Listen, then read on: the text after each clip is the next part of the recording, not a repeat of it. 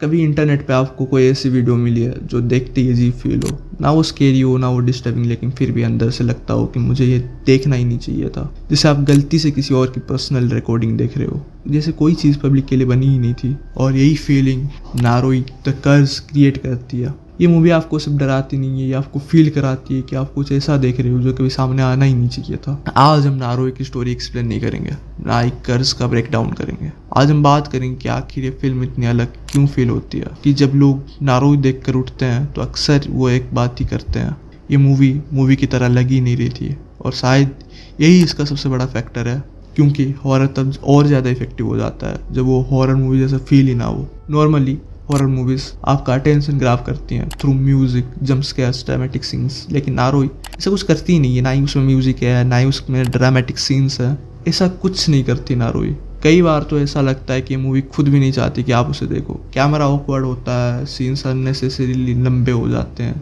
लोग बिल्कुल नॉर्मल तरीके से बात करते हैं और पहले ही 20 मिनट में तो ऐसा भी लग सकता है कि कुछ हो ही नहीं रहा। लेकिन यही ट्रिक है, क्योंकि रियल लाइफ भी ऐसी होती है। रियल लाइफ में बैकग्राउंड म्यूजिक ही नहीं बजता, रियल लाइफ में ना ही कोई ड्रामेटिक कैमरा एंगल होता है। और नारोई इसी रियलिज्म को यूज करती है आपके ब्रेन को कन्विंस करने के लिए।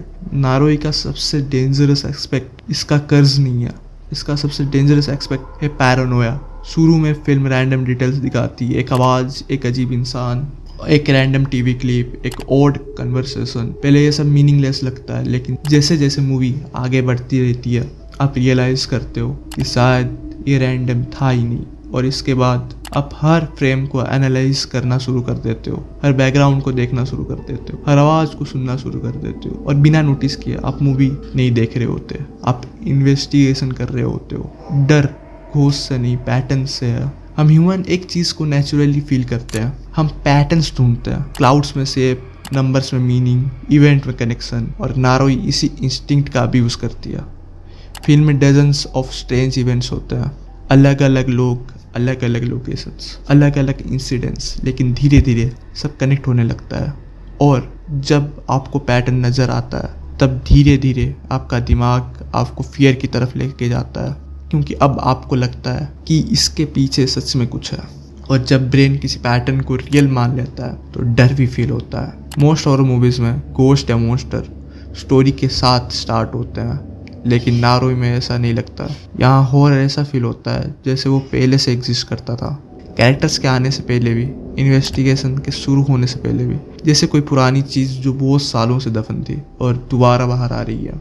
एक इंटरेस्टिंग बात नोटिस करो, फिल्म में इन्वेस्टिगेटर ऑब्सेस्ड हो जाता है, विटनेस ऑब्सेस्ड हो जाते हैं, और फिर ऑडियंस भी ऑब्सेस्ड हो जाती है। हम क्लूज फॉलो करते हैं, हम आंसर्स ढूंढते हैं, हम कनेक्शन बनाते हैं, और धीरे धीरे हम भी उसी रैबिट होल में गिर जाते हैं, जैसे कर्ज स्क्रीन के अंदर नहीं, स्क्रीन के बाहर भी काम कर रहा हो। साइकोलॉजिकल स्पीकिंग, नारोई का स्ट्रक्चर खुद एक कर्ज की तरह बिहेव करता है। जितना ज़्यादा अटेंशन दोगे उतना ज़्यादा उसमें फंसते जाओ। मोस्ट हॉरर मूवीज एंडिंग में आंसर दे देती हैं, मोस्टर मर गया, घोस्ट चला गया, केस सॉल्व हो गया। नारोई ऐसा नहीं करती, और इसी वजह से एंडिंग इतनी अनकंफर्टेबल फील होती है कि आप उसे कभी भूल भी नहीं पाते हो, क्योंकि रियल इन्वेस्टिगेशन क्लोजर्स नहीं देती, रियल मिस्ट्रीज नीट नहीं होती। रियल लाइफ में कभी कभी फाइल बस बंद हो जाती है और आंसर्स कभी मिलते ही नहीं है।